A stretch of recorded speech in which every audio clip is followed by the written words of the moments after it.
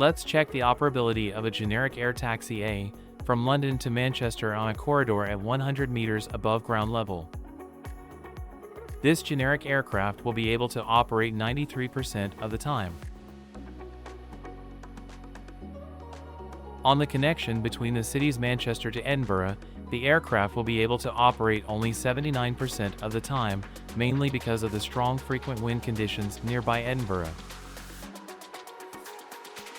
Now, performing the same operability analysis with aircraft B shows that this aircraft is plus 6% more operable on the route London-Manchester because of its enhanced aerodynamics capabilities, and plus 14% more operable on the route Manchester-Edinburgh. With an average of plus 10% operability, aircraft B can provide plus 10% ROI on the selected network.